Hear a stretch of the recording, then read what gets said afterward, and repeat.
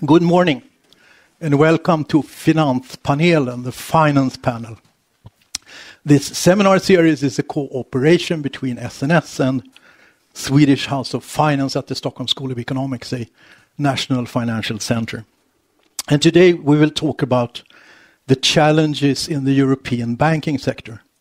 About a year ago we had a fascinating guest here called David Yermak from New York University who talked about blockchain and how blockchain might revolutionize the banking sector. Today we will take a broader view on this and look at sort of all parts of the financial technology revolution going on in the banking sector and how that will play out. And so we are honored and very happy to have Professor Arnoud from University of Amsterdam here to talk about this. He has been on this stage before. He is a professor of corporate finance at the Amsterdam School of University and also director of the Amsterdam Center for Corporate Finance, a think tank with the ambition to bring practitioners and academics together, which is SNS ambition and it's also our ambitions. So we are happy about that. And Arnoud will talk for about 30 minutes, followed by Sara Öhrvall, who is Chief Digital Consumer Experience and Communications Officer and member of the SEB Group Executive Committee. Sara has a long history in the FinTech Center and is very knowledgeable, and she is also a member of the board of SNS, and it's the first time you visit Finance Panel, and we are very happy to have you here. Martin Andersson is not a newcomer on this stage. He has been here many times before. He has a long history in the Swedish financial sector, and he's presently a partner at Oliver Wyman, specializing in public affairs. So what we will do is Arnaud starts for 30 minutes, and I've asked Sara and Martin to talk for, say, 7 minutes each or so, and if we make that, we will have roughly half an hour for you in the audience. I always say this last. You come here to listen and to learn, but not to be passive. I mean, you come here, voice your opinions. If you don't agree, say so, and say why, and if you have questions, ask them, so we can have a sort of interactive second part of this seminar. Once again, very much welcome, and please, Arnoud, the floor is yours.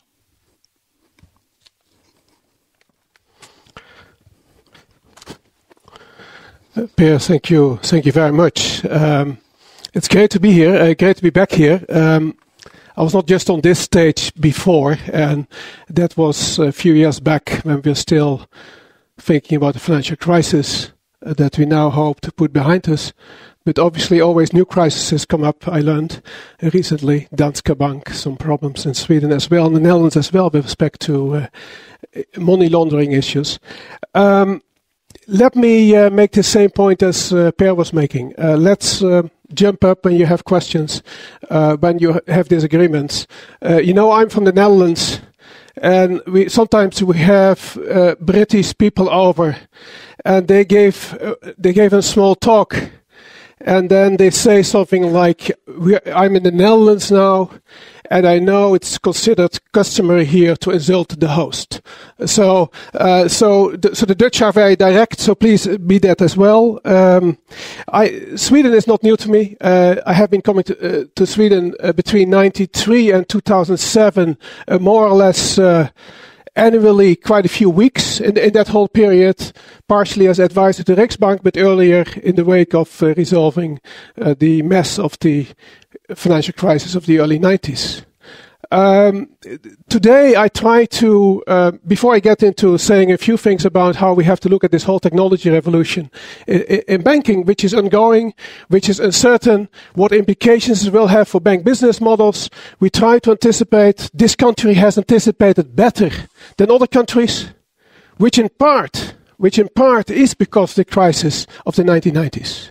Because the crisis of the 1990s made your banking system on average do better in the next crisis the 2007-2010 crisis. That always happens. Given the crisis in the 90s, the next crisis, you will always do better. You had some problems, obviously, in the Baltics, but that keeps up today again. I think the word Baltics in the newspaper, if I have read it correctly. But you have done better. And what it means is that your financial system has, apart from all kinds of other reasons, has better adjusted to the new realities of information technology and the type of flexibility and the type of digital organization that is needed. If I compare it to my country, where we didn't have the crisis of the 1990s, and the central bank was convinced, since the central bank in the Netherlands is also the regulator and the supervisor of the financial system, the central bank was convinced that they had a good view of the financial sector, which obviously was not the case. So we created a massive financial crisis in the Netherlands between 2007 and 2010, which depressed the economy somewhat. But ultimately, as you know, the Dutch economy is a very strong economy. We can mess up the financial system fully and we still recover nicely. But we had a big crisis. And what that means is that the 2007-2010 period for the Dutch financial system meant that banks had all kinds of other problems than think about how to deal with information technology and digitalization. So the Dutch banks, which you would have expected to be ahead, because I show you some pictures where it is obvious that the Netherlands, together with Sweden, Finland, etc., the Nordics, in terms of information technology, in terms of internet penetration, all these type of measures, digital banking, the Netherlands is high up on that list. But banks, in terms of reorganizing themselves for the more, let's say, flexible future, are clearly behind. So they are still massively trying to get rid of 50% of the people, which is not very easy. You cannot throw them out instantaneously. And if you cannot throw them out instantaneously, you can also not tell these people, we're going to throw you out next year. But you have to keep on working nicely for one more year. So it puts enormous, the modernization of Dutch banking is put somewhat on hold. You don't have those problems. But that experience would still be useful for me today. The other experience that's useful for me today is one of the directorships I have is with a US financial institution. It's a reinsurance. It's the RGA. It's the American variation of Swiss Re. And obviously, reinsurance, insurance, if you talk about fintech, and they may call it their insurtech, whatever they call it there, it's a massive disruptor of the insurance industry as well. Massive disruptor. So also there we have permanent discussions on where to partner, where to engage in, how to be relevant in the future, and where the threats may come from. And this is a very difficult game to play, because it is a game being played, in the words of Don Rumsfeld, the former Minister of Defense of the US, when they still had a decent government, he talked about unknown unknowns. And in a sense, that's what we are dealing with. How the financial sector will develop towards the future is highly unknown along several dimensions. Not just technology, but also the role of the financial sector in society. Financial sector, finance, has disengaged in many countries from the real economy, and that's part of the social problems that we see across the world. The disengagement of finance from the real economy.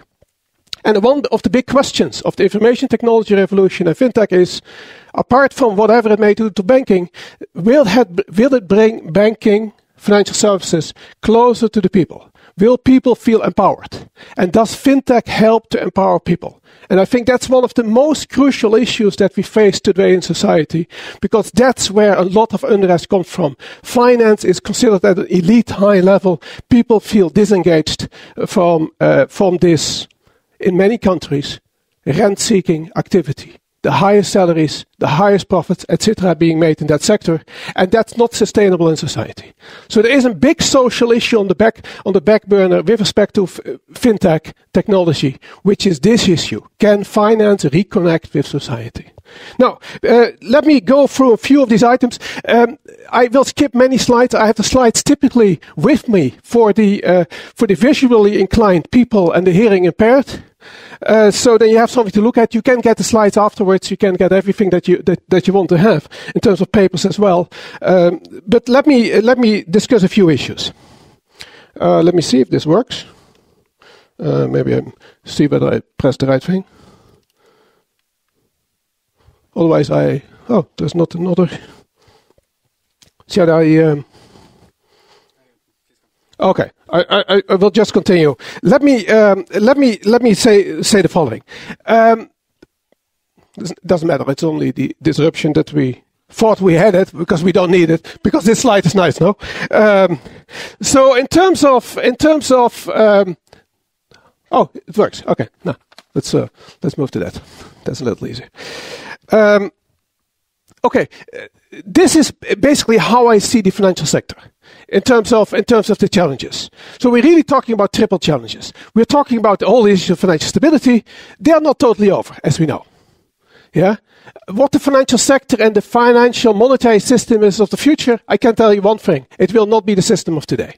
It will change dramatically. How it will change, we don't know, because there is no readily available blueprint. And even if there was a blueprint, in order to have fundamental changes in the financial monetary system, you need a new crisis, because that's the only moment you can make fundamental changes. Yeah. So there is the issue of financial stability. In Sweden, you can say, gee, look at the Swedish banks. They look very much alike. Which creates systemic risk. They are highly interconnected, which creates systemic risk. They are extremely dominant. They have 80% or 78% market share. They depend heavily on funding coming from abroad. So you could, from a central bank point of view, if I want to give a dark picture of Swedish banking, as the Swedish Riksbank is able to do, I can give that picture too. So there is for sure financial stability that remains a challenge across the world. How to deal with finance, how to deal with capital flows, all these type of issues that make finance somewhat footloose. That's not what I'm going to say much about, because I'm going to basically primarily address this whole issue of what does fintech do to bank business models. And fintech obviously is again one of these code words: big data, fintech, whatever. So be careful for these words. Martin now works for consultancy, as he realizes consultancies thrive by creating words. Terminology is the half of consulting. Yeah. So fintech sounds great. What do we really mean? On the one hand, we mean things that we have. Many of these things we have already been doing for years and years. Just automation. Yeah. Processes. Bigger computers.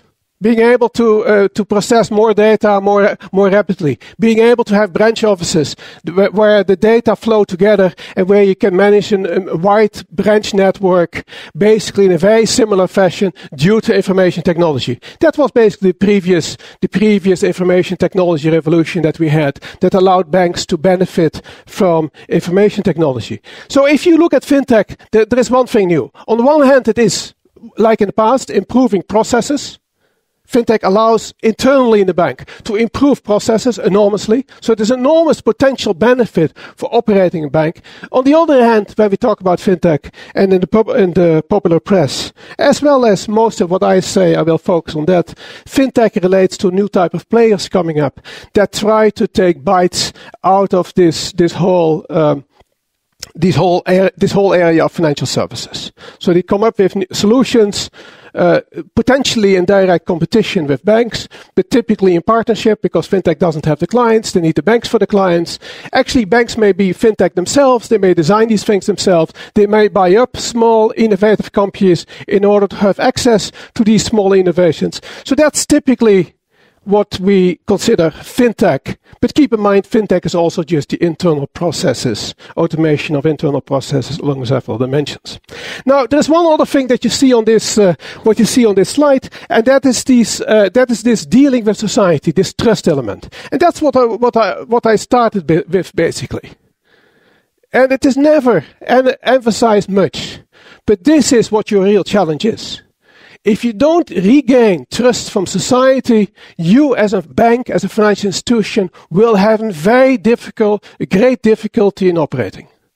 The license to operate, not literally license to operate, the society has to give you a license to operate, and trust in society with respect to the financial sector will be absolutely crucial.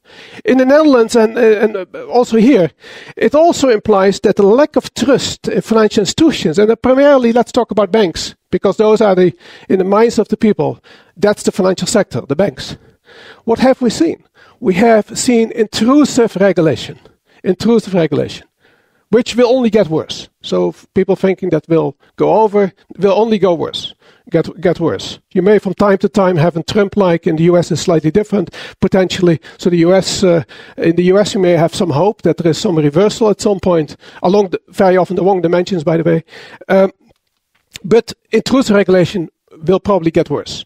In banking, this is really a big problem because it clearly limits also the entrepreneurial spirit in banks where it is needed. Banks need to be flexible, agile. They need to deal with this uncertainty that they are facing because of this information technology revolution. So if we have a regulatory machinery that basically limits banks unduly, it basically means that banks in the end may become obsolete, and there are new players that operated and started outside this regulatory sphere that basically take over. Yeah, so there is an issue of how we're currently regulating banks. I don't believe that's a sustainable way of regulating banks. Okay. This trust we're not talking more. Finance, obviously we had some problems in the past, which have not gone over. This is in pictures, the only Dutch words that you will see. Nederland, Netherlands, Duitsland, Germany, and Verenigd Koninkrijk, the UK. What did you see up to the crisis? And that's only, we're not going to talk about the crisis. The vertical axis is the total banking assets as percentage of GDP. Total banking assets as percentage of GDP. Look at what happened in the Netherlands and the UK compared to, say, the early 90s to the 90s. We had a massive increase in outstanding credit because it's mostly credit. A lot of it is also mortgages. So we had a crazy development in the size of bank balance sheets. And take this for the moment as a crazy development in the size of the financial sector. The financial sector became a growth industry. Governments were behind it in many countries. Before they reversed themselves and became anti-financial sector, they were very much pro-financial sector. But obviously this was not a very healthy development. Let's put it like that. Not surprisingly, the Netherlands and UK were hit most severely by the financial crisis.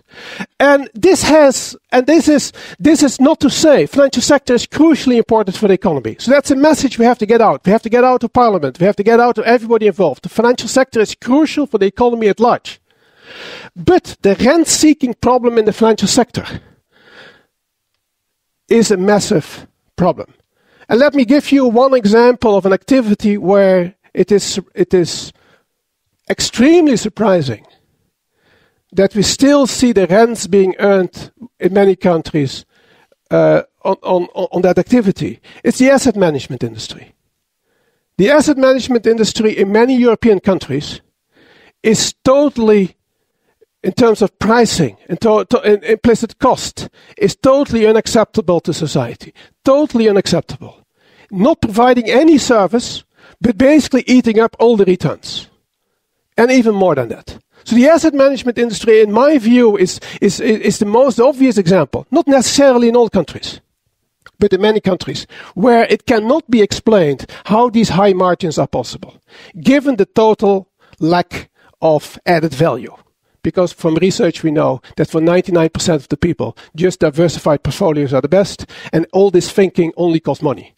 So diversified portfolios are best. It's amazing that that's still possible. And obviously that's where fintech, in my view, I hope, is going to play a very good role. This robo-advising, where you can take out the human factor and still adjust to the needs of customers, because that's the real promise of fintech. The real promise of fintech is to put the customer first. Robo-advising, I hope, will be the opening towards low-cost asset management, at least for the general public. Yeah, but that rent-seeking issue, I cannot explain. I cannot justify it to society. I cannot justify it to Parliament, even coming from the financial sector, operating in the financial sector. I have great difficulty defending the financial sector along that line. The whole fintech, the changes in the financial sector, it's surprising that the World Economic Forum, in studies in 2015, 2016, 2018, has really put that on its radar screen. So in that sense, we can be critical very often of the World Economic Forum. They have not been lacking into looking at these issues of what fintech will do to the financial sector. Very interesting studies, 2015, 2016, 2018, etc. And many others have produced studies. This picture comes from the World Economic Forum. That's why I mention it. 3 questions, and that will also lead to our discussion. 3 questions.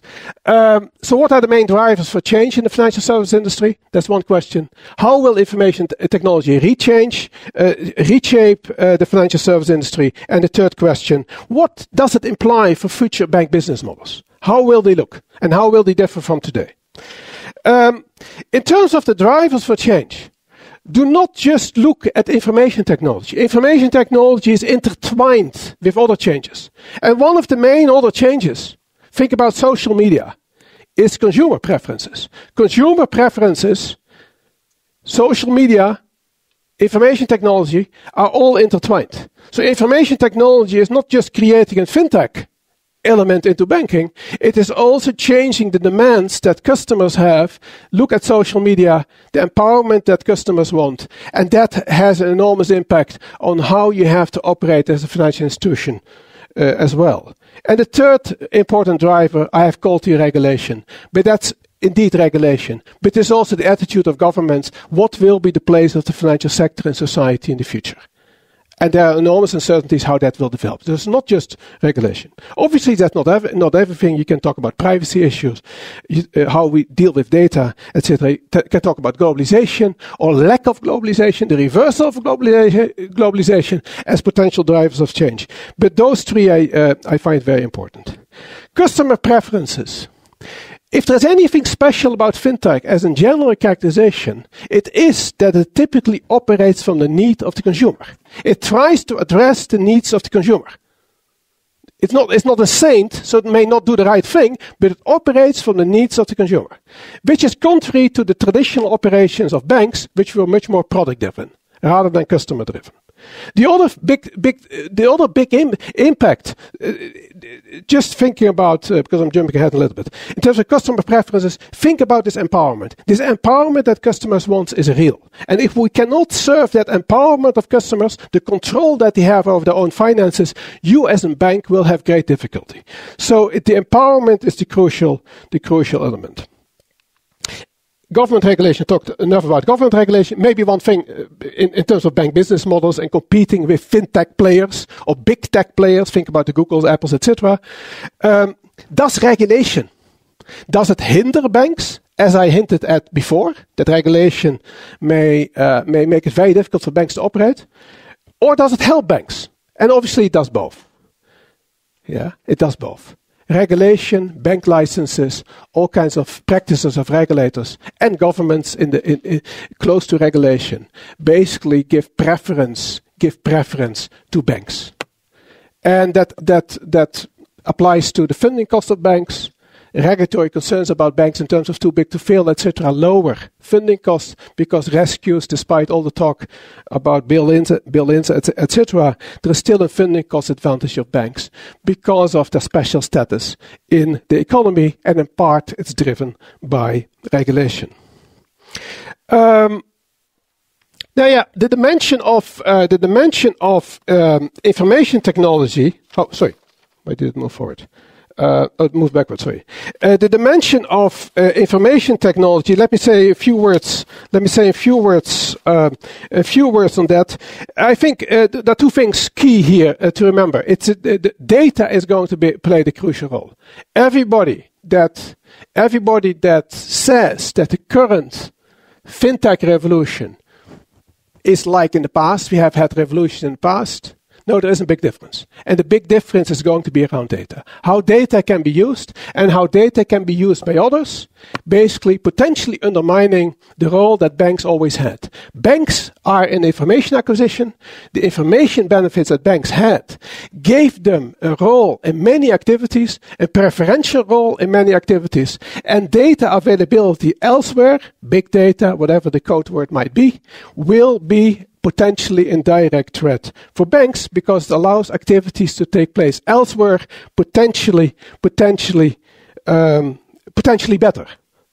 let's look at that. Before looking at that, let's look at the question: what do banks themselves see as where fintech has the biggest impact? And this is kind of an interesting. This is a survey among incumbent financial institutions. So don't take it literally. It's how the banks look at it. Incumbent financial institutions, and you may not be able to read the green. The light green is that they see it as an opportunity to increase revenue. The dark green is that they see it as an opportunity to decrease cost. The orange, that becomes more like red, so they see it as a threat to decreasing revenues, and the red is a threat to increasing cost. And if you just focus on this orange, a threat to decrease revenues. Now you see immediately where fintech in the minds of banks plays the biggest role. It's retail, because you see the largest orange part, and it is this payment and settlement where fintech players have already made big inroads. For the rest, it's rather balanced, and the surprising thing for me is actually this asset management, that it's still so much green. That banks see it as an opportunity, not realizing that, what I hope, fintech will dramatically reduce the fees that banks can earn in asset management. I think in terms of Swedish banking, I think asset management explains 18%, I think, of 18% of their, basically profitability, 18%. I don't have a readily comparison in mind. It's also very difficult to make comparisons across countries because banks are engaged in different things that you can say just from the number 18% whether it is too high or too low. Sweden makes investments in fintech.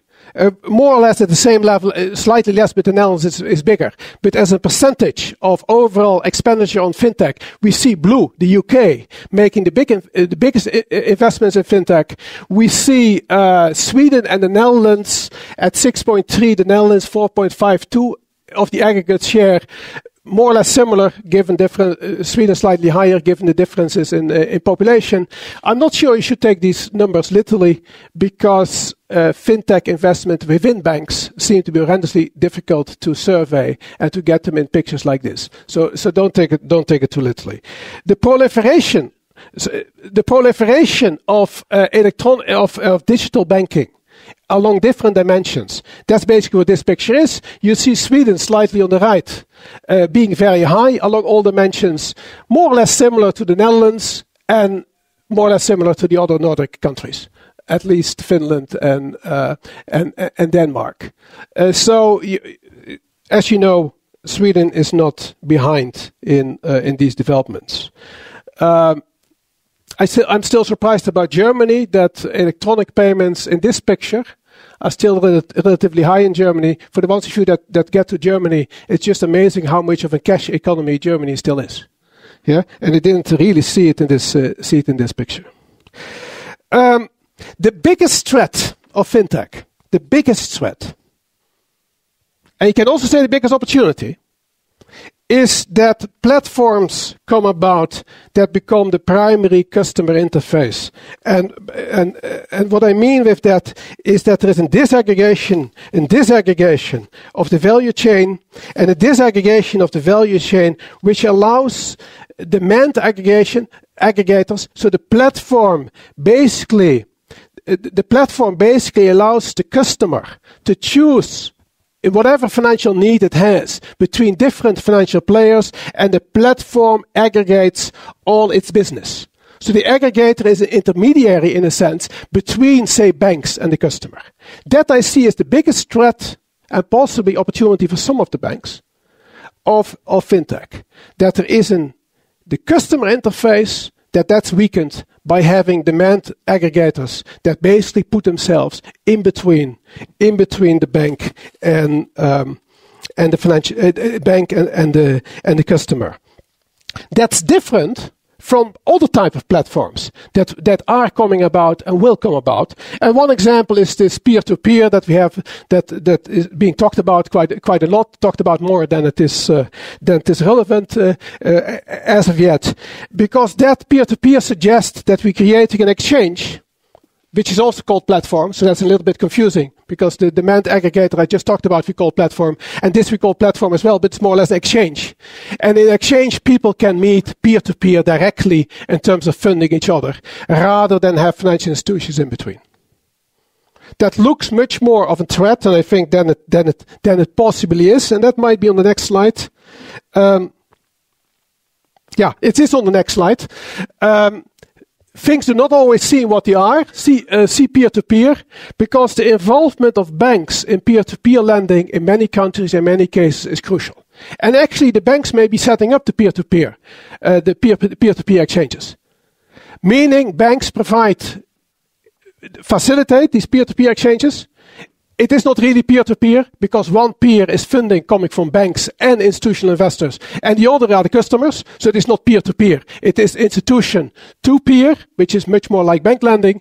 Still, the platforms, as we know from all kinds of disastrous experiences in the world, they need banking expertise in origination, monitoring, all these type of things, and there banks may still provide a very crucial role. So we see peer-to-peer coming up.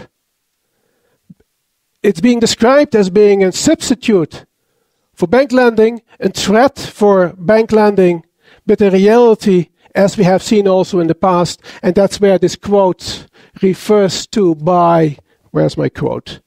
This quote by Boyd and Gertler, are banks dead or are the reports greatly exaggerated? From 1994, where securitization, which was a fintech, you can call a fintech change in the past, was talked about as a threat to banking because it would lead to direct interaction and placement of securities in the financial market, and the role of banks would basically be bypassed, which was not the case, because everything needed in securitization is essentially still needed and is provided by banks. And that was their point of view at that stage, and very much the same applies today. Peer-to-peer can almost not exist in isolation, so banks still play very often an important role. That's not to say that data and data analytics are not a substantial threat to banks as well. They are a substantial threat. So there is all kinds of recent research, and some of these readings that you could get and that many of you have seen, they do point at the fact that data analytics, big data, that the type of credit analysis that you can do on more or less public information is competitive to the relationship banking information that banks traditionally depend on. So there is a threat. There is a sincere threat, not just at the retail level, but also at the corporate level, to the indispensability, if that's a word, of banks in terms of information acquisition, knowing a customer, etc., etc. There is a threat. However, even that research tries to qualify things along different dimensions. One question is, are they serving the same clients? Or are they serving currently not served needs, underserved groups? So is it a substitute or is it a complement? It ends up to be both. So that's one degree of nuance. That's important. And the other degree of nuance is that what the research shows is that the digital footprint that these new players depend on, this big data, data analytics, you call that the digital footprint. Again, if you're a consultant, keep that word in mind. Yeah, digital footprint. Yeah, however, is most valuable if you combine it with the type of information that banks have traditionally been collecting.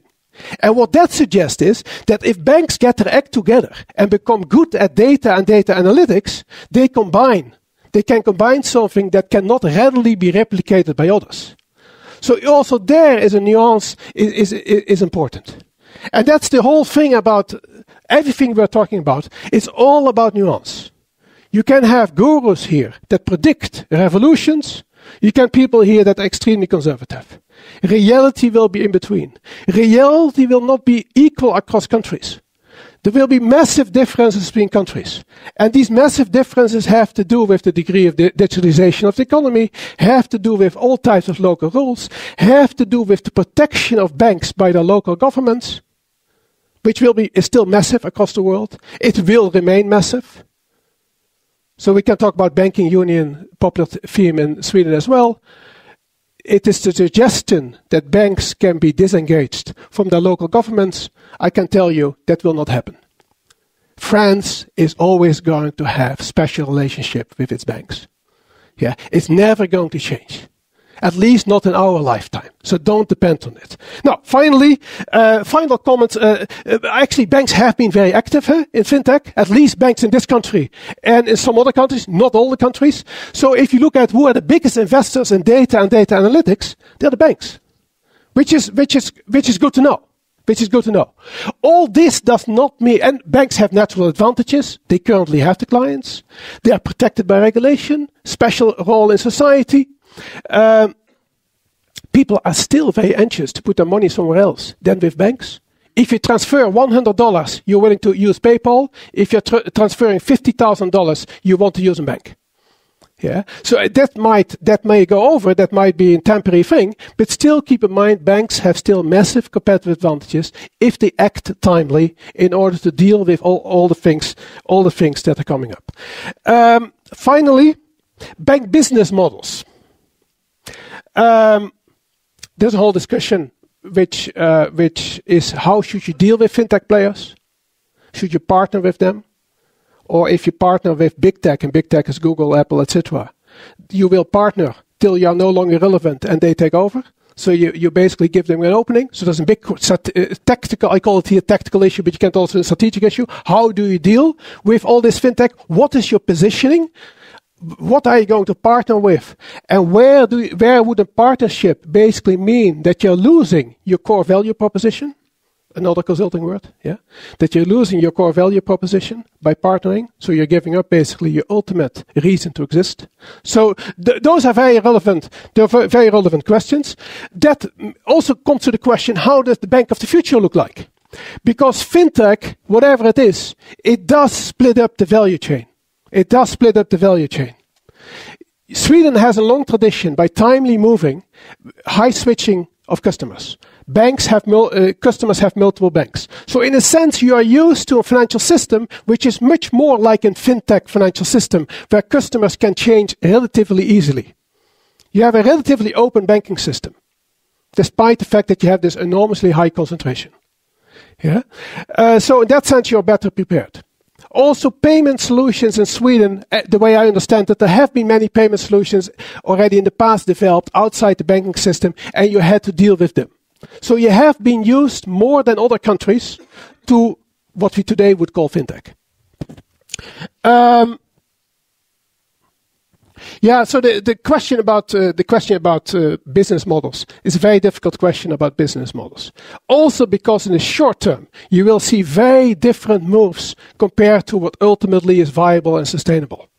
And I refer in particular to remarks that the still current head of the single supervisory mechanism, the French woman, I always mispronounce her name, Danielle Noué, yeah? Noué, is that the right way of pronouncing?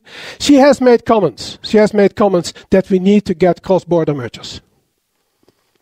Yeah, in Europe, and particularly in the banking union, cross-border mergers. As you know, cross-border mergers, unless they are in highly similar areas, culturally, etc., are typically a disaster. Sooner or later. There are very few examples where cross-border mergers in not extremely homogeneous cultural areas have been successful. That's one dimension. A head of supervision of the banking union making the recommendation of cross-border mergers sounds me at a general level as unacceptable because she is regulator, supervisor, and not a policymaker. So I find it unacceptable at that level. But I find the advice also totally counter to what is advisable in the Eurozone. Because I can come up with very sensible mergers. But I know that the sensible mergers will not happen. The mergers will happen that create powerhouses vis-à-vis local governments, where banks merge in order to get power relative to the individual countries and basically try to exploit that power. It will be for strategic reasons, if you want, for French reasons. It will not for efficiency and effectiveness reasons. The other argument is, and that's a different discussion, pan-European banking mergers, I believe, are advocated by the policymakers in Europe because of the whole idea of the United States of Europe. They want to have a further integration of the Eurozone, and if we cannot do it via a common budget in Brussels, let's try to do it with having the whole banking sector merge. So I think there's a political agenda, a more Brussels agenda behind this as well, which is undesirable as well, at least from the level of efficiency, effectiveness of the financial system. If you have different objectives, then maybe it's good for these different objectives. If I look at long-term business models, and that's what I will conclude with, it's very hard to look in the future. But let's see if I have the right page here. Yeah, I have the right page. But if I would have to say something about how this future will look like, there is a need for these customer-centric aggregated platforms, these ecosystems where customers basically can access in an easy way different financial services. So now the question is, who's putting these ecosystems together? An ecosystem is not a word by consultants, by the way. Ecosystem. We didn't come up with it ourselves. Yeah. So this ecosystem, who can be central to the ecosystem? And very few banks will play that role. There will be a few leading banks that are at the center of an ecosystem. And what is that ecosystem? That ecosystem is like in campus. Think about in Google Campus. It doesn't have to be in physical campus. It will be like in campus, where there are all kinds of fintech type operations at the periphery, where this institution is, the central institution is adjusting to the technology developments that it sees around it. There is a very dynamic labor market in that area, serving customer needs, playing towards customer needs. So this will be a very agile type operation where there is this gravity force provided by very few players that play key roles. The services, and that's key as well, because I talked to you about customer empowerment. I talked to you about social media. Customer empowerment, social media, serving customers. Those will be financial services which go beyond purely financial. We will see more integrated solutions dealing with the needs of customers. And they will come in these creative hubs that I call these ecosystems. There will be a few of these players, banks that can play that role, undoubtedly. Most cannot. Impossible. So we will see a traditional niche strategy, in my view, which is still around primarily business finance, corporate finance, business finance. I call it a niche strategy. It's more a trusted advisor type role.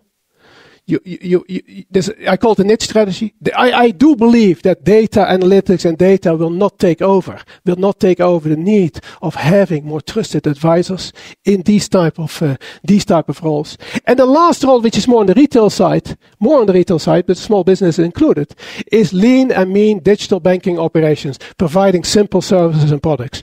Highly efficient, highly effective, highly digital, and primarily low cost. 99% of the people in businesses only need simple products. So there will be an enormous market. There will be an enormous market for these lean and mean operators. The difficulty with the last strategy is, it is the lean and mean low cost operator. So you have to be good at it in order to preserve in that type of business models. And new fintech players, think about the discount airlines compared to the state airlines. Discount airlines might be better at it. And the fintechs might be the discount airlines there, and they might be better at the last strategy than the current financial players are. So the last one is very difficult one, but I think it will be one that will definitely exist towards the future. Let me end with the last statement. Keep in mind, everything we have been discussing, discuss it in the light of how we can serve society better. And can fintech help in solving this disconnect between finance and society? It's ultimately absolutely crucial. Thank you. So a short and brief comment from my side, and I would like to zoom in on the open banking perspective, because I do think it's the key change driver we're going to see in the market the next few years. And not only open banking, as you know, there's a regulation, Ph.D. 2, that requires all banks to open up the account data, account information to third-party providers if there is a consent from the customer. So there's this regulation coming, but it's not only the regulation. There is so much more happening, pushing this change that makes it so interesting. Because if we look at only what the customers are doing, and we look at how they're preparing for an open banking world, and sorry if it's a bit hard to see, but there's a question among customers: do you expect to add new services to your existing portfolio of financial services from new providers? And if we ask people in a 5-year perspective on a number of different bank services, they would say, yes, I would like to try. And if we ask for a 10-year perspective, you see that almost everyone expects to add new providers to their portfolio. And we know that in last year, 40% of all consumers said that they are preparing for an open banking environment. They're preparing to become less dependent on their existing bank. And they also say that they're very excited about this new change. Last year, 42% of all consumers tried a new financial service from a non-existing provider, someone they had not used before. 42%. So there is this whole sort of dynamic among users, because they do start to understand they're not any longer stuck with a Nokia phone where you only can have one SMS app, one email service, but instead it's all opening up. I can have many accounts, many payment providers, many loan providers. And in this new environment, the consumers will be the winners.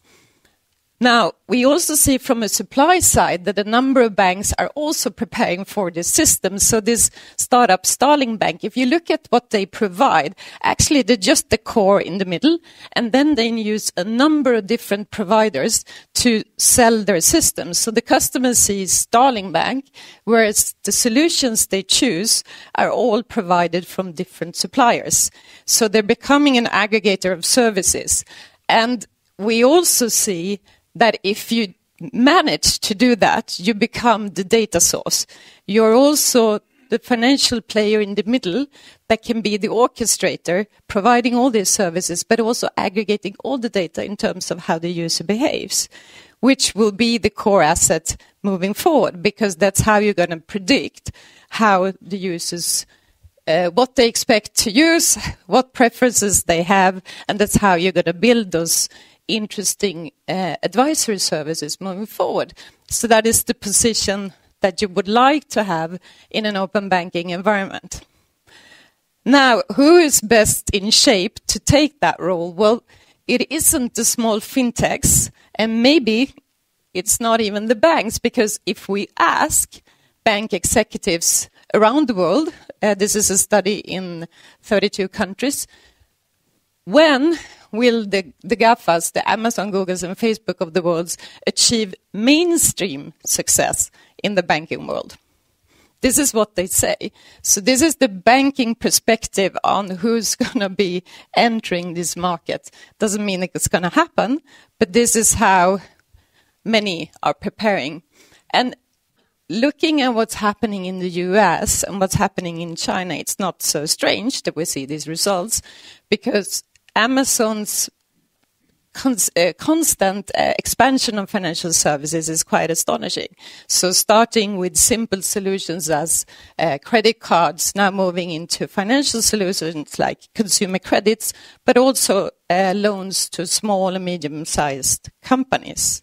So Amazon last year pushed $1 billion of loans to small and medium-sized companies. So they're all expanding. And then if we look at China, obviously it's even more visible that this is already happening. So Alibaba now, as you know, have the largest money market fund in the world. They have 51% of all online payments with Alipay. That makes them 16 times larger than PayPal, 16 times. So this expansion from the providers who have the data in the middle, who do understand the users completely, and then add financial services is obviously working. And then the question is, then of course, what will happen in Europe? And when we look at how the banks are preparing, we see that banks are opening up. Banks are building these so-called APIs, application protocol interfaces, meaning that you open up your system so you can work with other parties. You can work with other providers. So this is an axis showing how many APIs each bank has, and the other one is some sort of qualitative judgment of how good they are, the kind of experience they deliver. And as you see, we at SEB, we're working our way up. We have some things to do, but in the top corner you see banks as DBS and BBVA, who has for a long time been into this development, opening up, building relationships with both fintechs, small startups, but also other providers of financial services and adding them to their portfolio.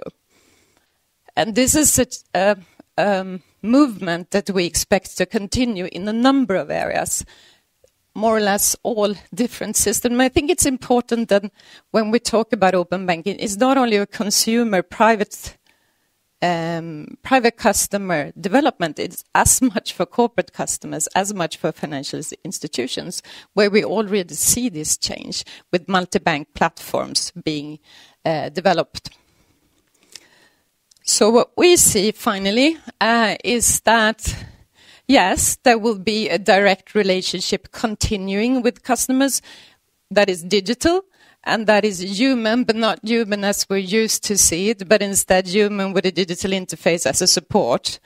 But this is only a part of how the banking world will look. This other side will continue to grow, both banks being distributed, operating on others' platforms, selling our services in others' world, as the SEB service on a Bloomberg platform, or an SEB service on an ERP platform.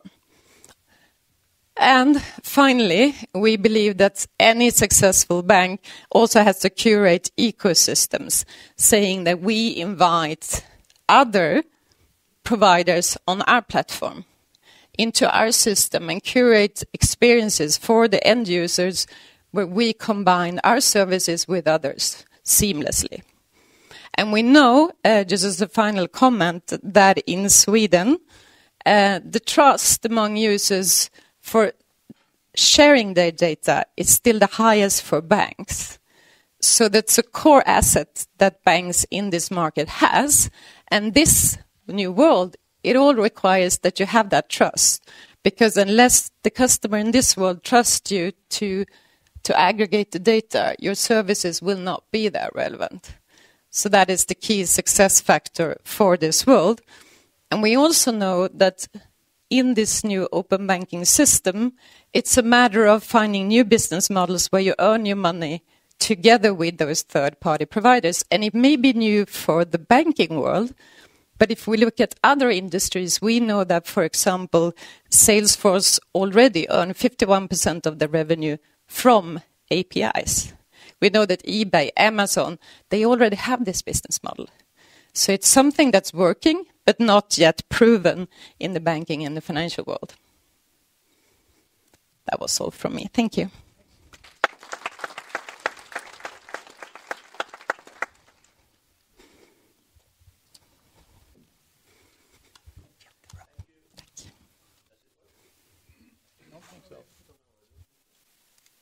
Now I think it's better.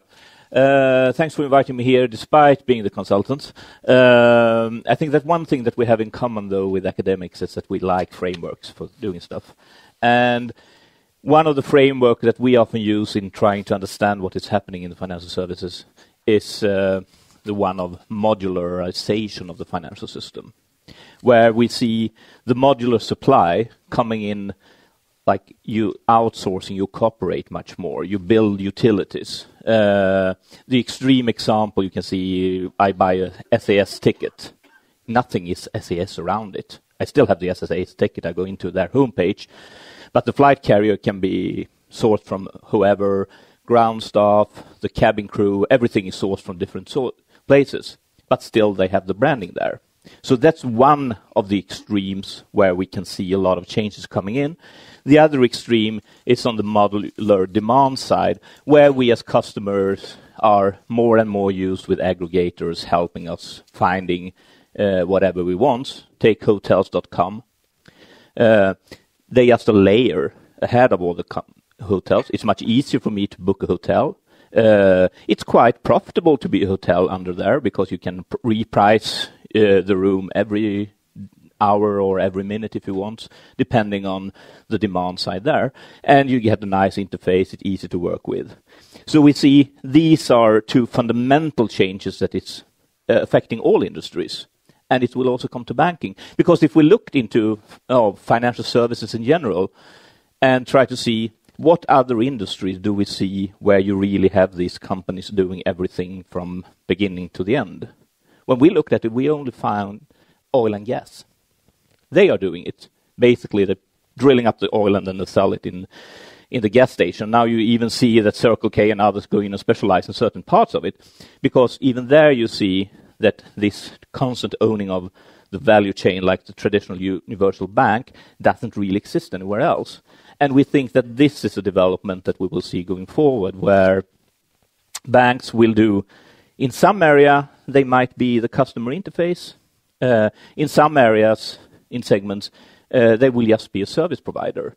And the idea that banks are best in doing everything, I think more and more realize that doesn't really play in. And that's where, as Sara talked about, how you need to find a way to cooperate with others. Because what has happened in the last decade, while bank has tried to recover from the financial crisis, they have been very focused on a lot of internal stuff and getting their house in order. At the same time, we have had this technical revolution coming in and the tech firms coming in with a totally different mindset, looking sort of, wow, there is a problem for people, or a hassle. How can we solve that? While bank, when they talk about customer value or consumer value, they often think about how can we sell another product to this customer. And this is a mental shift, and that goes back to what Arnoud talked about, think of the societal contract, that you need to sort of, if you want to put the customer in the first room, you also need to think about what is the best services to provide, not what in the short term is the most profitable service. I think the asset management example that you mentioned is a very good one. My bank constantly asks me to put in some money in some kind of fund that is sort of 4 times as expensive as the startup where I put in my money in, for no additional benefit more than it's the bank's product. And they think that they can sell it because I'm a customer there, and they can even give me 3 basis point lower mortgage rate if I put in my savings in a 100 basis point more expensive product. And this is a kind of mindset where I think we really need to change, and the banking sector needs to adapt and go into this mind. How can we help our customer better in the future? And if you look at it, it takes Swedes, for example. We live much longer now than we used to do. We have, in general, a more unsecure employment. We have much more debt than ever. We know for sure that our pensions will be much less, but still the banking products are more or less the same. And there is where you need to sort of start thinking, how can we help the customer better? How can we help navigating in a more difficult future? I know now it's almost 10 years ago, when I went in to my bank and asked about my pension when I set up my own little firm after being government employed, and asked, how much should I save now to just make sure that I can continue on the same retirement path that I thought I had before? And you need to talk to an insurance specialist in the bank. Okay, so I came back another day, had an insurance meeting, and she told me that, you can save this amount of money with a maximum tax benefit. So that wasn't really the question. How much do I need to sell? But they couldn't solve that for me. So I needed to go home and calculate that myself. And I think this life advisor, being there to help me as a customer. We wrote this report for the World Economic Forum earlier this year. And in the prologue for that, or the preamble for that report, we had a discussion about what has happened in the tech side. And if we go back 10 years ago, you started with these personal GPSs in your cars. 2 years later, you have them in your phone. And a couple of years later, you could have them changing with an accident happening somewhere, or they were rebuilding something in the road and they redirected you.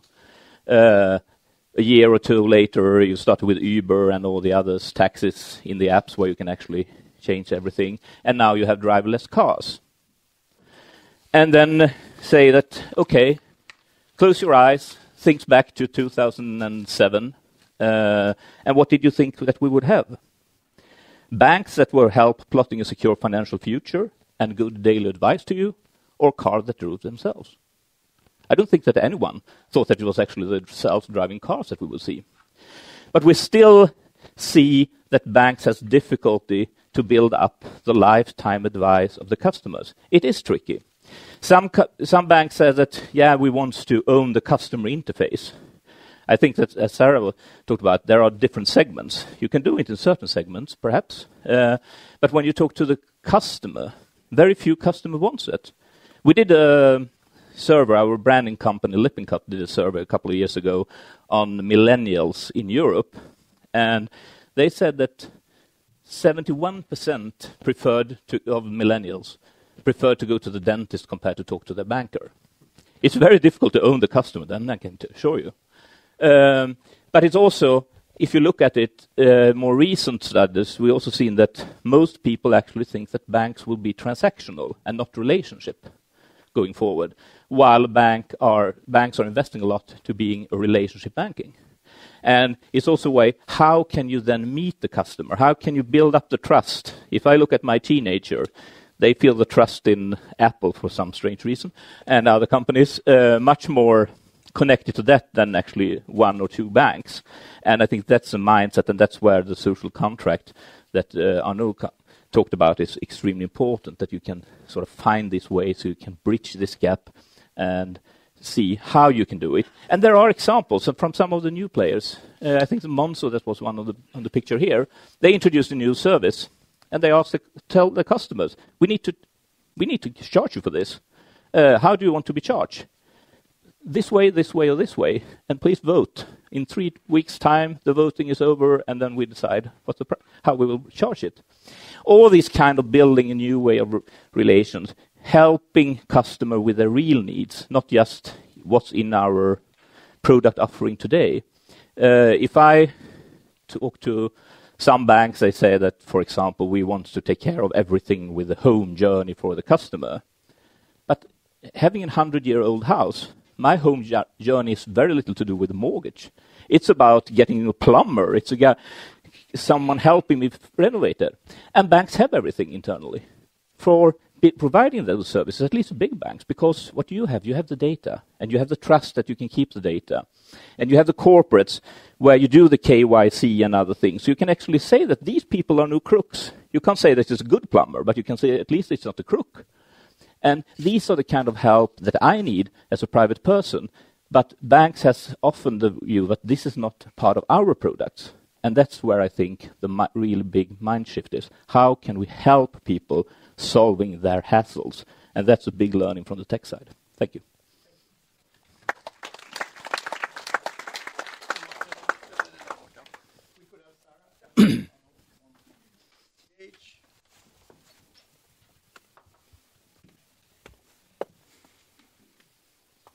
We have a little less time than I thought we would, but it was very interesting presentations.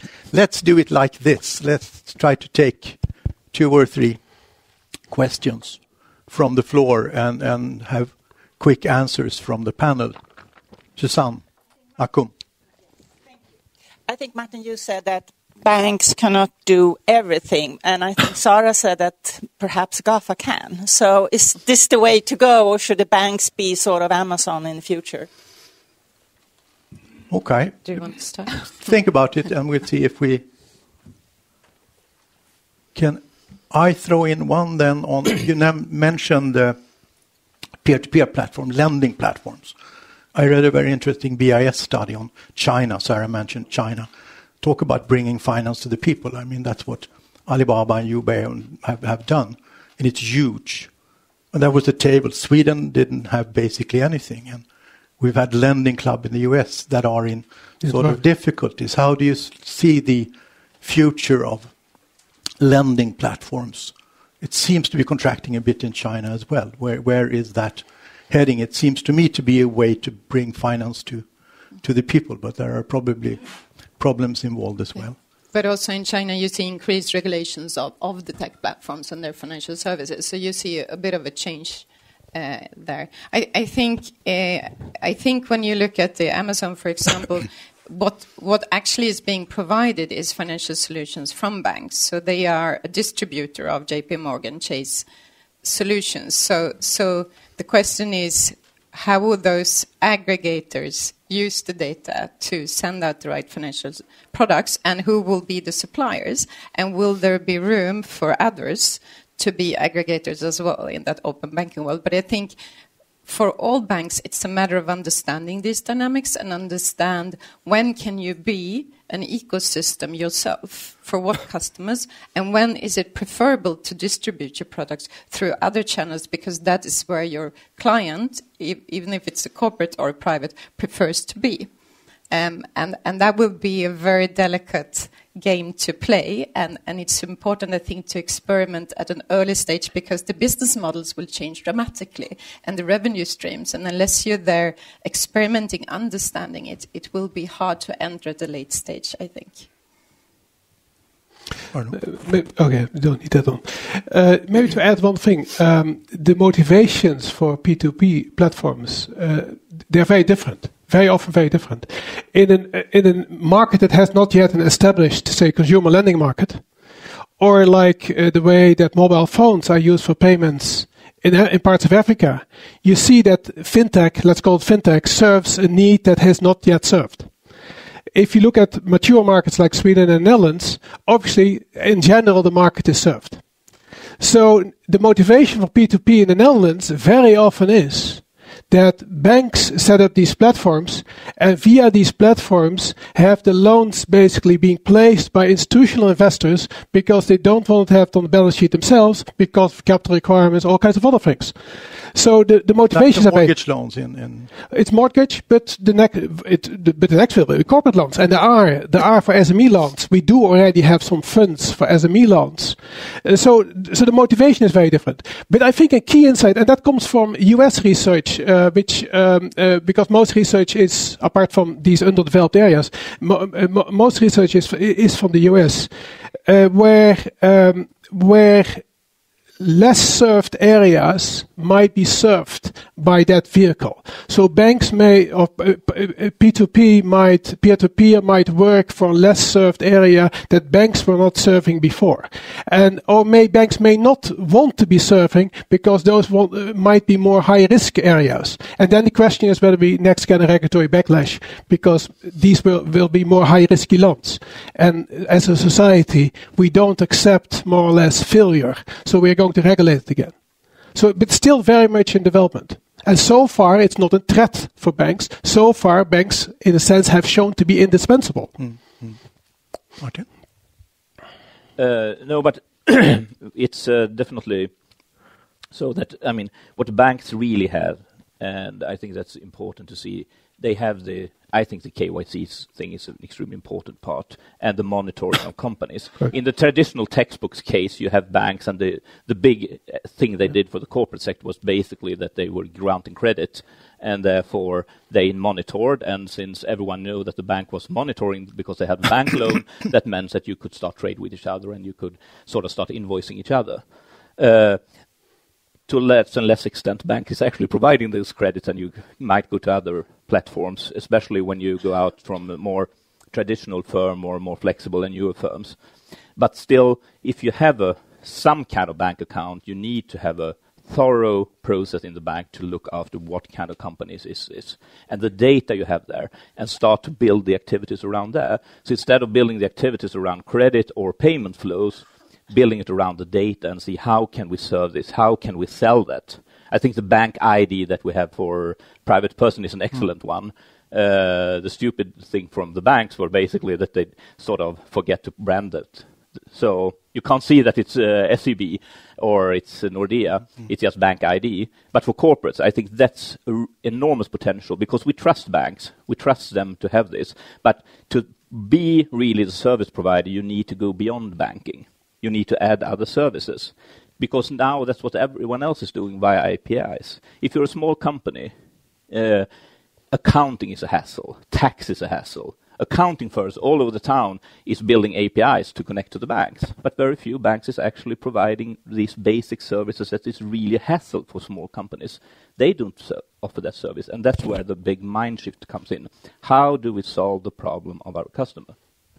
But I think it's important to remember that on this market we have the world's most sophisticated bank users, both in terms of private, corporates and financial institutions, in terms of using digital technology. And it puts an enormous pressure on all banks. And I think that pushes us to develop and innovate at a speed which is very healthy for our market. And I do think what we heard before, that the customers no longer want to have products pushed to them that are just better margins for the bank. It's so obvious. You can see that in every research, and I think all banks absolutely understand that transparency is now needed.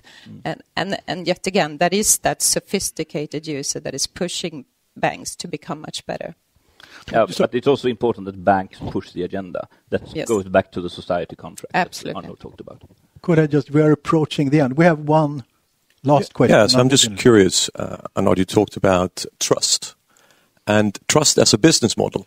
Obviously, Facebook has pretty much failed at that. They're recuperating with the Cambridge Analytica scandal, etc. Where do banks play a role in that trust? Right, we used to have the pedestals of big imposing buildings, etc., where you knew that your money was safe. Who's got trust as a business model? I'm just curious about that. No, this is an excellent question. This actually is also. This relates to a much broader issue. When I made on the side a remark about the financial monetary system, might not be the system of the future.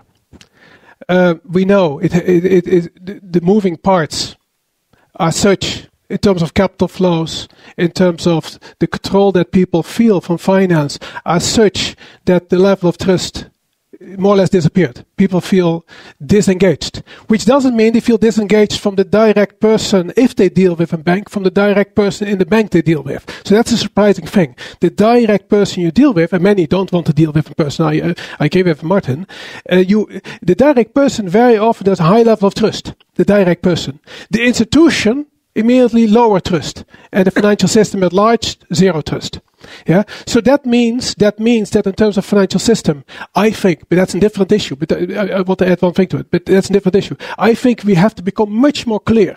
What type of roles are public roles for society, and what type of roles are private roles? To give you an example, we use the whole banking sector as gatekeepers of society. Gatekeepers of society.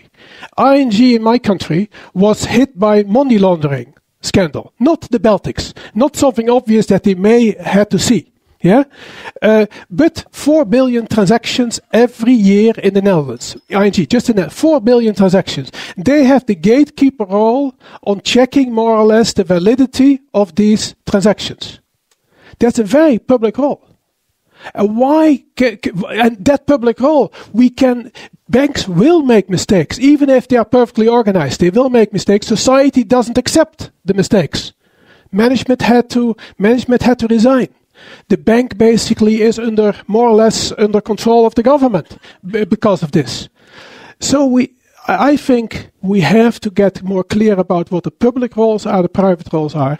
And I think the public roles, there should be a much heavier role of public authorities in the public roles. And that allows banks to have more freedom in their private activities. Maybe the final thing I want to add. Yeah, the final thing is we may disagree there a little bit. I will not say that every financial institution has to become this centrality in the ecosystem. They will not. There will be very few. We cannot have zillions of ecosystems, in my view. There will be a few. And indeed, one of the issues, as it came up in your presentation, that's where the real threat of big tech is. It will not be the small fintech that can ever play that role, but maybe the big tech can play that role, the Googles. Let's feel a little bit comfort that whatever industry I talk to, they see Google as the main competitor, whatever industry. And I can tell you one thing, Google will not do every industry. Yeah, so in that sense, we should relax a little bit as well. I believe there will be different models for banks going to the future. And that was a little bit the intention of this last slide I had. I had the eco slide, but I also had the slide of this low cost efficient digital bank provider, which still will do APIs and have outsourced, in Martin's terminology, different services. And modern technology allows you to do that. So that's one thing. And my absolute final comment, I misuse my time here. I totally agree. We have thought about finance so far. As allowing things to be global, to be bigger. Information technology allows things to be bigger. We can run bigger banks, we can run bigger networks, we can run bigger things. Information technology also allows us to organize finance closer to the people. For example, pension arrangement. Why can the Association of Tennis Professionals in this country, tennis trainers, not professionals, you don't have that many professionals, tennis trainers, coaches, if they want to have their own pension plan, modern technology allows them to have their own pension plan, to have their own trustees, to have it outsourced, the back office, to a financial player. They have direct control over their pension fund. That means that you bring the finance role of this pension fund to the people, and the people choose their own trustees. That's the way we have to organize finance. There are global things and there are local things, and we have forgotten about the locals. Thank you. We have not run out of topics to discuss, but we have run out of time. So thank you very much, Martin, Sara, Arnoud. That was great presentations, and these are topics we will have to come back to in the future. And thank you for listening and discussing.